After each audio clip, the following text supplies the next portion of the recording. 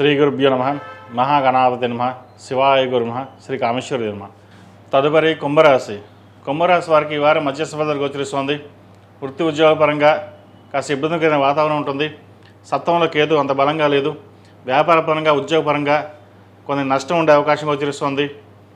ఉద్యోగంలోనూ స్థానశీలం ఉండే అవకాశం గోచరిస్తోంది. నూతన ప్రయత్నాలు చేస్తారు, కానీ అవి సఫలీకృతం కావు. వీరికి ఏలినాటి శని నడుస్తోంది. ద్వితీయంలో శని అంత అనుకూలంగా లేదు. అదేవిధంగా లాభాధిపతి ద్వితీయాధిపతి గురువు షష్టమంలో ఉన్నారు. ఆరోగ్యపరమైన ఇబ్బందులు అనేవి ఏర్పడే అవకాశం గోచరిస్తోంది. ఏదైనా సరే కొన్నాళ్ళు జాగ్రత్తగా ఉండడం చెప్పదగినది. భాగస్వామి ఆరోగ్యం పట్ల కూడా చాలా వరకు జాగ్రత్తలు తీసుకోవాలి. ఖర్చులు అధికంగా ఉండే అవకాశం గోచరిస్తుంది.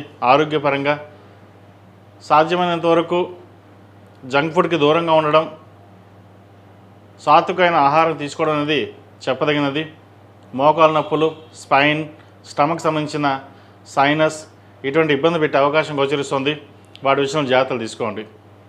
ఏదైనా ఒక నిర్ణయం తీసుకునేటప్పుడు పెద్దల సలహాలు తీసుకుని ముందుకు వెళ్ళడం చెప్పదగిన సూచన. అదేవిధంగా వ్యాపార రీత్యా కూడా అన్నీ ఆలోచించి నిర్ణయాలు తీసుకోవాలి. ఖర్చులు అధికంగా ఉంటాయి.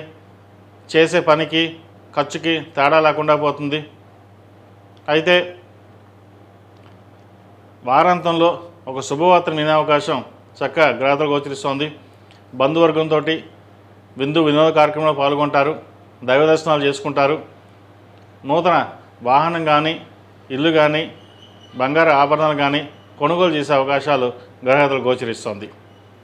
ఈ రాశిలో జన్మించిన విద్యార్థులకు మంచి అవకాశాలు కలిసి వస్తుంది. జన్మరాశిలో రాహు వీరికి బలంగా ఉన్నారు. వైద్యోత్తులు ఉన్న వారికి, సాఫ్ట్వేర్ రంగంలో ఉన్న వారికి, టెక్నికల్, మెకానికల్ ఈ రంగాల్లో ఉన్న వారికి మంచి అభివృద్ధిలో ఉంటుంది. ఉద్యోగ అవకాశాలు కలిసి వస్తుంది.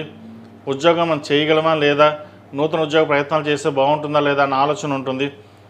అయితే నూతన ఉద్యోగ ప్రయత్నాలు ఎవరైతే చేస్తున్నారో చక్కగా కాలం కలిసి వచ్చే విధంగా గ్రహాలు గోచరిస్తోంది. చక్కటి అవకాశాలు కలిసి వస్తాయి. ప్రయత్నాలు ప్రారంభించవచ్చు. విదేశాల కోసం వెళ్ళడానికి వీసాకు సంబంధించిన విషయాలు, స్టూడెంట్ లోన్కి సంబంధించిన విషయాలు కూడా చక్కగా కాలం అనుకూలంగా ఉంది. ప్రయత్నాలు చేయండి. ఈ రాశిలో జన్మించిన స్త్రీలకు వృత్తి ఉద్యోగాల పరంగా, వ్యాపార పరంగా అంత అనుకూలంగా లేదు. జీవిత భాగస్వామితో మాట పట్టింపులు లేదా గొడవలు ఉండే అవకాశం గోచరిస్తుంది. ప్రతి విషయాన్ని ఆలోచించి నిర్ణయాలు తీసుకోవాలి. ఏది ఏమైనప్పటికీ అన్నీ మనకే తెలుసునే ఆలోచనతో కాకుండా క్షుణ్ణంగా పరిశీలించి పెద్దవాళ్ళ సలహాలు తీసుకుని ఉన్నట్లయితే భవిష్యత్తు బాగుంటుంది. ఈ రాశివారు ప్రతిరోజు ప్రతినిత్యం ఓం నమో నారాయణ ఒత్తులు, లక్ష్మీ తామరతులతో దీపారాయణ చేయడం, ఆరవెల కుంకుమ, కుబేరు కుంకుమ, మొగుల్పూ కుంకుమతోటి అమ్మవారికి ఈ శ్రావణ మాసంలో ఉదయం సాయంత్రం అష్టోత్తరంతో పూజ చేయండి. తద్వారా మంచి ఫలితాలు సంప్రాప్తిస్తాయి. ఒక స్థలాన్ని కానీ కొనుగోలు చేద్దాం అనుకుంటారు, అవసరమైతే తప్ప ధనాన్ని ఖర్చు చేయడం చెప్పదగిన సూచన. ఈ రాశిలో జన్మించిన వారికి కలిసి వచ్చే సంఖ్య 3. ఈ రాశిలో జన్మించిన వారికి కలిసి వచ్చే సంఖ్య 2. కలిసి వచ్చే రంగు తెలుపు. ఏదైనా పని మీద బయటికి వెళ్ళేటప్పుడు సోమవారం నాడు కానీ శుక్రవారం నాడు వెళ్ళండి. మంచి ఫలితాలు సంప్రాప్తిస్తాయి.